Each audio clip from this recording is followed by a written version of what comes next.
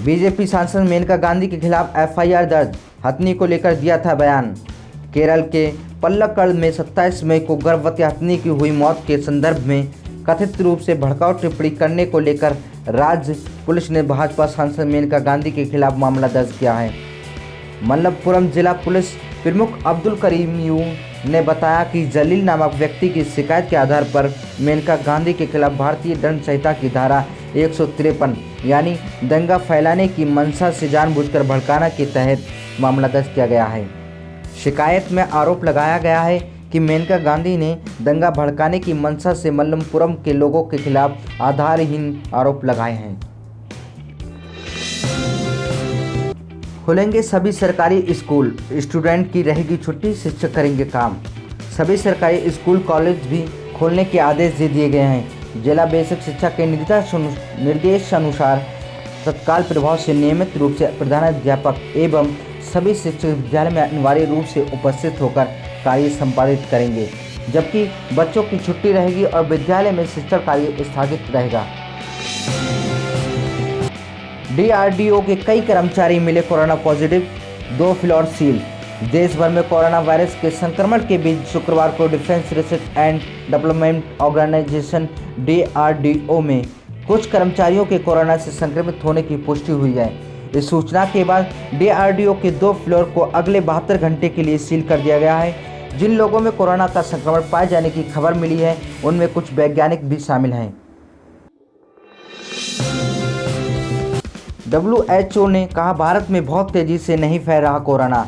WHO के स्वास्थ्य आपदा कार्यक्रम के कार्यकारी निदेशक डॉक्टर माइकल रयान ने शुक्रवार को कहा कि भारत में कोरोना संक्रमण के मामले 3 हफ्ते में दोगुने हो रहे हैं, लेकिन लगातार मामले नहीं बढ़ रहे हैं। भारत ही नहीं, बांग्लादेश, पाकिस्तान और दक्षिण एशिया के घनी आबादी वाले देशों में अब भी महामारी की स्थिति विस्फोटक नहीं हुई है।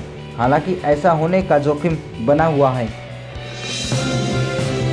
गर्भवती हथनी की मौत के मामले में नया खुलासा, अनानास में नहीं भरा था विस्फोटक।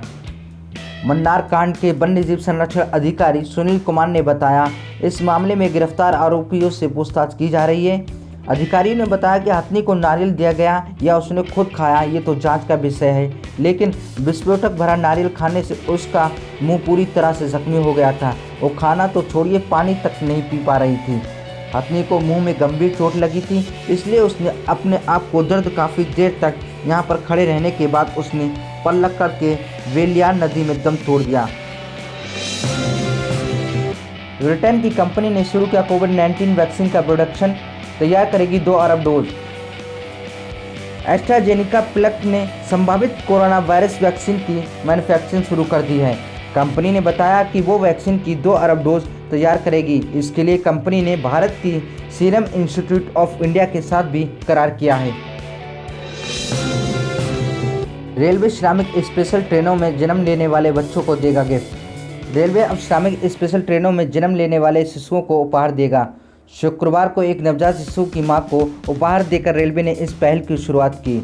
रेलवे के एक अधिकारी ने बताया कि पूर्व तट रेलवे के अधिकारी स्वैच्छिक रूप से उपहार देंगे। ये नकद या किसी सामान के रूप में हो सकता है। वुहान की वेट वुमेन का दावा, कोरोना से भी खतरनाक वायरस कर सकते हैं हमला। वुहान इंस्टीट्यूट ऑफ वायरोलॉजी की डिप्टी डायरेक्टर हैं सी झिंगली।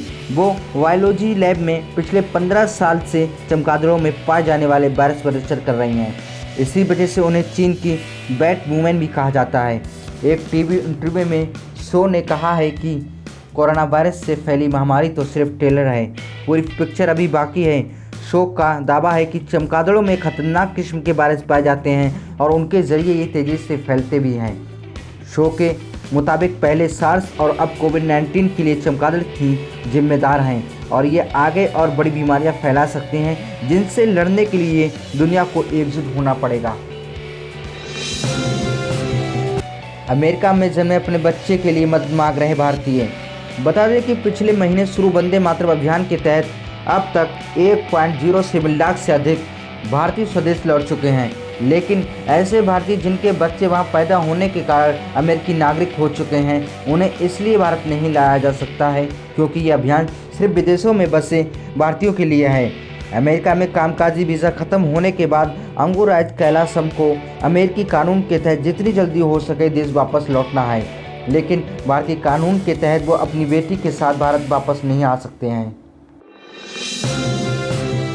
सोनाली फोगाट ने मार्केट कमेटी सचिव को थप्पड़ और सैंडल से पीटा, गोली दोबारा भी मार सकती हूँ। जानकारी के अनुसार सुबह 10 बजे भाजपा नेता सोनाली फोगाट हिसार मार्केट कमेटी कार्यालय पहुंची। कुछ देर बाद सचिव कार्यालय पहुंची। सचिव की फसल खरीद को लेकर आधे घंटे तक सोनाली से बातचीत चलती रही। सोनाली ने मार्केट के कमेटी सचिव को साथ लेकर वालसमंद अनाज मंडी का दौरा करने की बात कही। इसके बाद सचिव वालसमंद पहुंचे। करीब आधे घंटे बाद सोनाली अपने समर्थकों के साथ पहुंच गई। शेड के निरीक्षण के दौरान अपशब्द कहने का आरोप लगाकर सोनाली समर्थकों ने सचिव को पीटना शुरू कर दिया। किसी तरह बचकर सचिव एक दुकान में बैठ गए। बाद में सोनाली ने सचिव सुल्तान को थप्पड़ मारे और सैंडल से पिटाई की।